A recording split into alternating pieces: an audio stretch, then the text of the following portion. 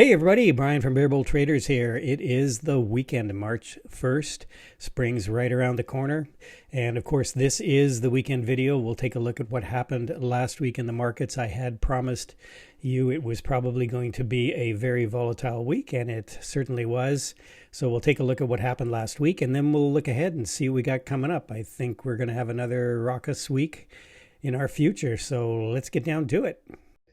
All right, so as we always do, let's take a quick look at what happened last week in the markets. And as I predicted in my previous video, I thought it was going to be a pretty volatile week, and that's pretty much the way it turned out. Wednesday after the close, we had much anticipated NVIDIA earnings.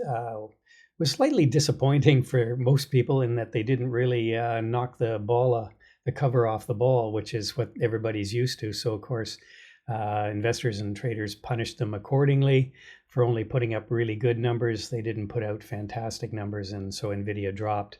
PCE data, which we got on Friday, pretty much in line with expectations. All those numbers pretty much right on the money for what was expected. However, spending fell significantly while income rose. So seemed like maybe consumers were putting the money in the bank as opposed to going out and buying stuff, or could have been possibly some of the bad weather kept people at home from buying. But anyway, we did see a significant sort of, we also have seen some erosion in consumer confidence, so maybe that had something to do with it as well. So you can see how the indexes were mixed on the week. Dow up 1%, and that really shows you there's been a bit of a rotation here. You know, we had a rotation out of tech. You can see Q's down almost 3.5%, and money was going into real estate, financials, utilities, all the stuff that had some really good gains this week. Staples, and money was rotating out of technology and consumer discretionary. So kind of a real move to the safety trades this week. So it wasn't money leaving the market, it was more moving around. And you can see here, again, some pessimism in the market in terms of the treasury market. Bonds, traders really bid these yields down and bid bond prices up. So yields dropped significantly. These are big drops for the treasury market. And so you can see we're under 4% now on the 2-year and 4.2 on the 10-year. So, and usually you will see when the yields drop, the dollar drops, but actually it was up this week as I guess the dollar is also seen as a safety trade or a safety currency. So dollar strength despite dropping yields. And Bitcoin down a lot on the week. It actually dipped below 80,000 on Friday, I believe. Came right back up. I think it's actually trading a little higher now. Maybe from when I did this slide, might be up over 85,000 now. But yeah, Bitcoin really, even at that, it's still down quite a bit from the previous week there. And that was your week in review. And this is where we pause to do a quick plug for my books that are available on Amazon, How to Swing Trade. I've been going over these swing trade opportunities for a number of years now on this channel. I had a lot of good trades, and I'll talk about in these books how I pick these trades and how I manage them. So you can check that out, How to Swing Trade or Profiting as an Active Trader, a little bit more of a deep dive into active trading. And then if you really want to move your trading forward, you can always check out How to Trade Options. I talk about the A to Z to options and include some strategies that I use both day trading and swing trading for using options as another financial tool. So you can check them out there, and they're available on Amazon in every format, electronic, audio, or hard copy.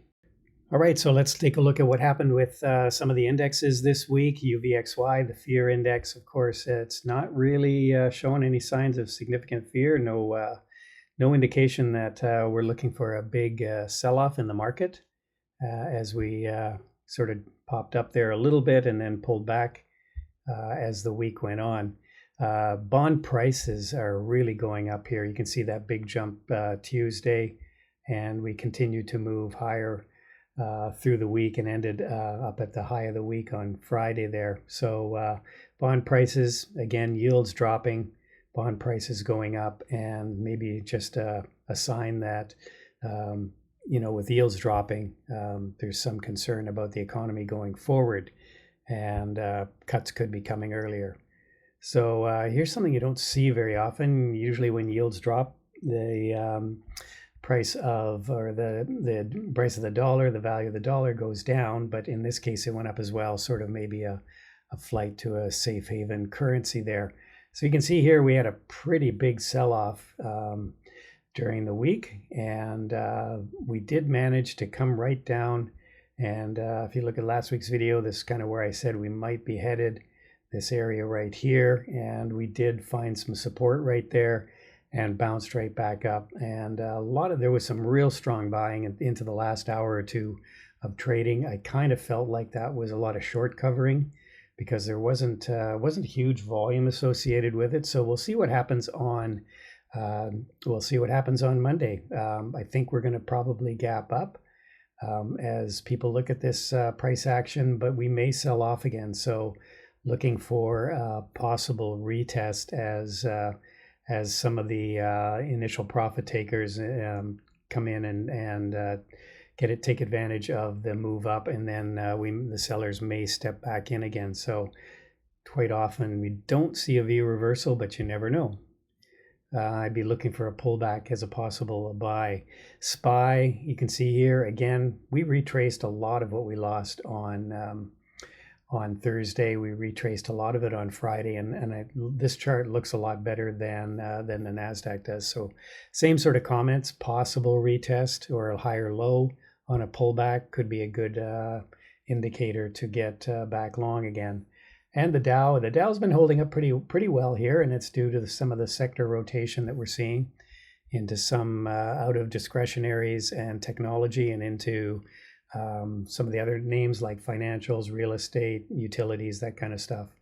And the IWM really struggling here. Came down into this 210 area, and has been making its way up here. But you can see the IWM really struggling.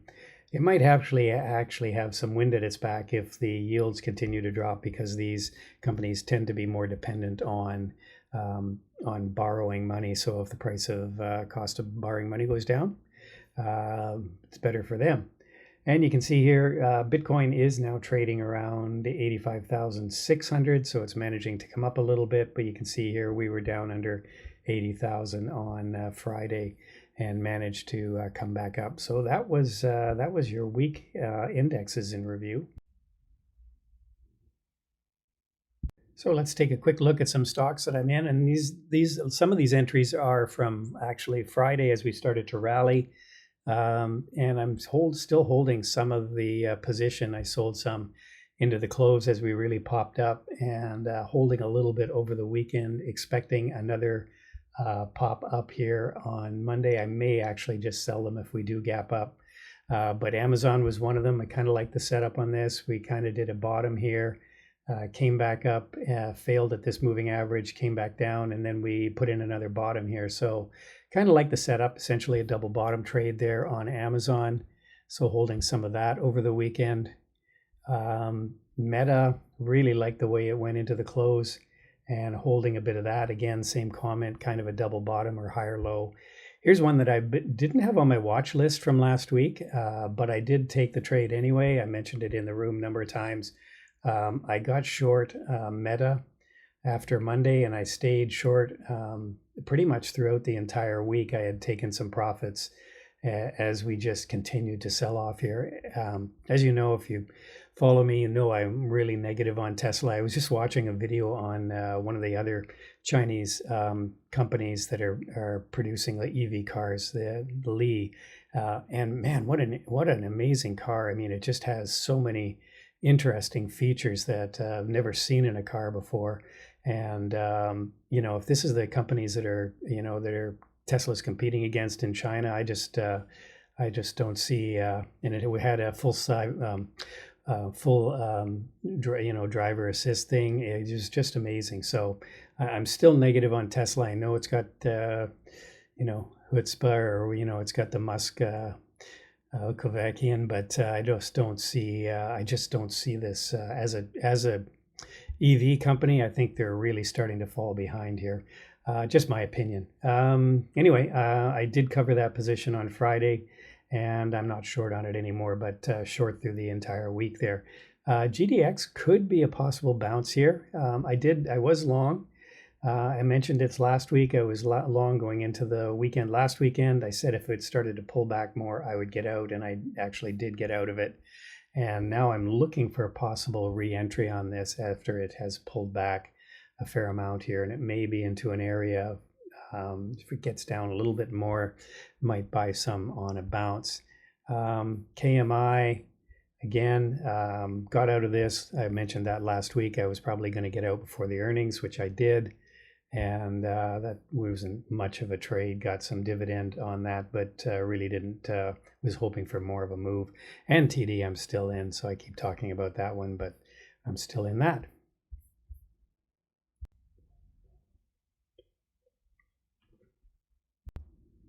All right, so let's look at some potentials for next week here.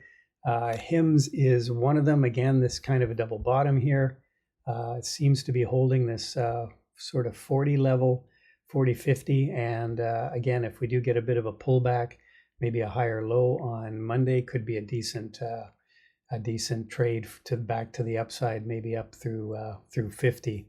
So I'll be watching that one on Monday, and as I already mentioned, I'll probably be watching GDX. Haven't got this one on the list here, but maybe for a possible reversal after this big sell-off on GDX. PLTR, again, kind of came back up here after hitting this area. This is support or resistance, and then breakout from this resistance level. We did pull back significantly. Actually went down below this level of resistance and came back up just above it. So I'd be watching PLTR. But again, I'd be a little bit cautious with this. It may not be something that it's going to pop up and continue to go back up higher again. I think PLTR has lost a bit of its luster with Alec talking about selling some of his shares, and then the cut in defense spending. Reddit looks like it's in an interesting area here. Here's a whole bunch of areas of support, resistance before we broke through here. So you can see we're looking like we're putting in a double bottom, and Reddit could have more upside as we get into the week, as long as we don't start selling off again. And Uber's, I was looking at Uber earlier. I was looking at it on this back here a couple of weeks ago. I was hoping for a pullback, never got it after those earnings numbers. And now finally it's maybe into a range where I might be interested in getting back into it again. So sort of that 75 area, or if it gets back up, it may start going back up again, but I think Uber could be an interesting play for the longer term. So that's what I'm watching for next week. Okay, so let's wrap things up here. Week of March the 3rd, full week of trading. And you can see here, there's where your indexes are with various support and resistance levels. As far as economic events go, we do have some employment data, the ADP employment report on Wednesday for the market open, and we do have jobless claims, but then we've got all the employment data, wages, unemployment, etc., coming out before the market open at 8:30. So that'll be interesting to see if we continue to get some weakening on the employment front. As far as earnings go, we do have some interesting things coming up here. I would say CrowdStrike is one here Tuesday, TJT before the market open Tuesday. We've got Foot Locker before the market open, and we got Marvell, Zscaler, one of our favorites, Rigatoni or Rigatti, I guess. Rigatoni is our nickname for that. And of course, we've got Broadcom, Costco, and JD on Thursday. So should be interesting stuff. And of course, the big event that everybody has been sort of gnashing about is whether these tariffs are going to go into effect. I didn't put that on the list. But Monday at midnight is when these 25% tariffs on Canada and Mexico are supposed to go in place. So we'll see. That'll probably cause a little bit of stir in the market if they get delayed again, or if they actually go ahead. So just something to keep in mind for Tuesday morning if you see some weird stuff going on in the market. So that's it, everybody. Hope you are having a great weekend. It's really nice here. It just feels like spring. I know it doesn't feel like that probably in other parts of the country, but it's on the way. Have a good rest of your weekend. Remember, like, subscribe, and of course, join us at 8 o'clock on Monday morning, where the pre-market show live on YouTube starts, and you'll be able to trade with us into the open. So take care. Cheers.